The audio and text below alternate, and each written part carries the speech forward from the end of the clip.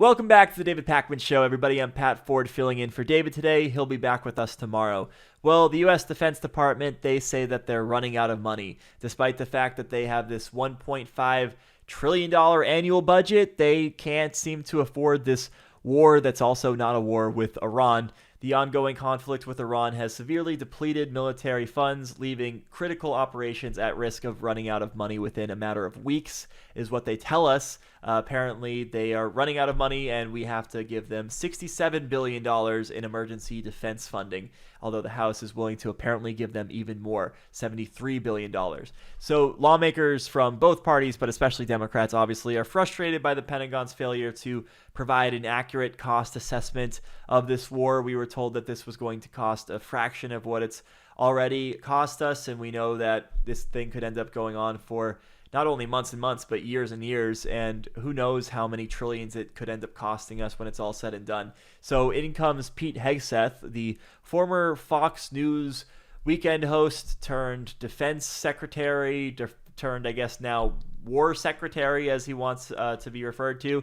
He is there to do Trump's dirty work and to beg Congress for more money so he can ramp up the war machine. Here is Pete Hegseth opening up his testimony by presenting the idea of giving the Pentagon more money as something that's really an existential question for the United States. We face the greatest threat today to the nation if we decide not to give the Pentagon more money, is what Pete Hegseth argues in this clip. Let's take a look at it.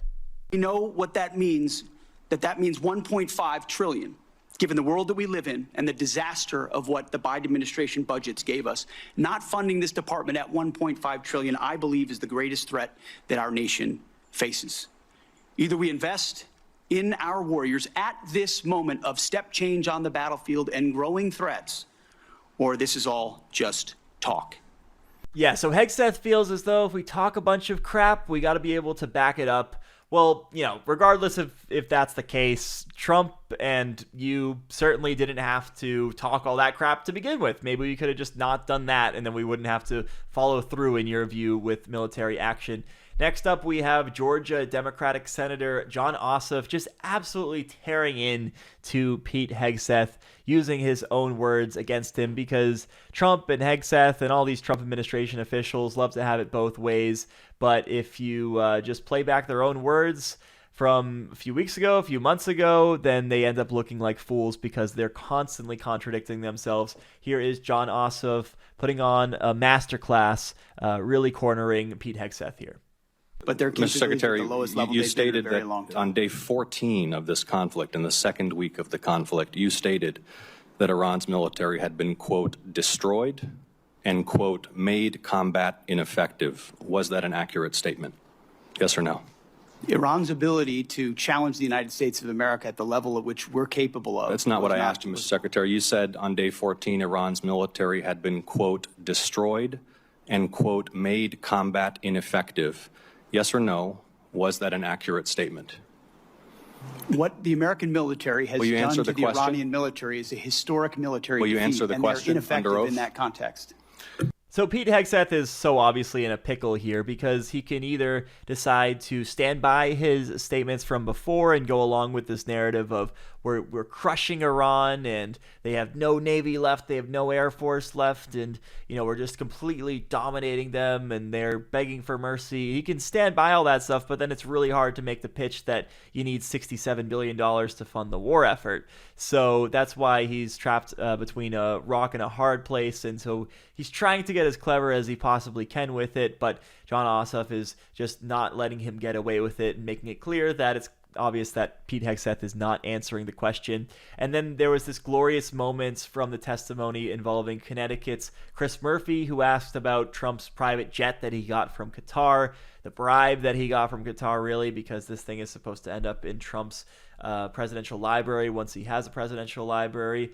And here is Pete Hegseth being asked about it. Chris Murphy has a bunch of questions about it, including, can we ensure that this does not just end up being something that Trump privately owns? And Pete Hegseth scurries around this question yet again. I think there are two really important questions here. One, will you make public the amount of money that you are spending to upgrade this plane? And two, can you commit to this Congress and this committee that the president isn't going to take this plane with him when he leaves office. The only thing more insulting to the taxpayers of spending money on a jet they don't need would be for the president to take it with him, to take it out of our military inventory when he leaves office. So the Air Force has done an incredible job making that a capable jet that ultimately, but its capabilities and investment are classified and shouldn't be talked about in a public setting. That's not what I'm asking. Considering Will the you make security of the amount President of the money? United States. Will you disclose the amount of money publicly? I would imagine as part of the regular budget process, that's something that we would look at. And will you commit that the president will not take But you have this to look jet? at the classification level of certain things that are not devolved for reasons of national security. Will you commit that the president will not take this jet with him out of federal inventory when he leaves office? That's not a decision for necessarily me to make, and ultimately, we're grateful to have it in the fleet for the Air Force to protect the President of the United States. That's a deeply Senator unsatisfactory Peters. answer to the American public. Yes, of course. It's a matter of national security whether a president can take personal ownership of a plane that was gifted to him from a foreign government once he's no longer president, whether he can take that military jet with him that the taxpayers put a bunch of money in to make it so that it could be used as Air Force One to begin with. That is convincing to absolutely no one, but this is the get out of jail free card that they often use, the it's classified excuse, and it's perfect for these Pentagon officials who are trapped in a corner. They act as though, oh, I'll tell you about this later, Senator, behind closed doors, but just not right now, not in this very public setting. It's a national security issue whether Trump can take private ownership of this plane when he's no longer in office. He can't answer the question, folks. He can talk about trans people and how he doesn't want them in the military. He can talk about all these things, DEI and testosterone levels for young men in the military and how they should be on TRT if they need it. But he can't talk about anything having to do with the Iran war, and he can't talk about Trump's new Arab Force One. He doesn't have the answers to those questions, but all those other culture war things he's willing to talk about. Thanks for watching. Check out this other video. And if you like our content, make sure to subscribe so YouTube puts our videos in your feed, and subscribe to the podcast on Spotify and Apple.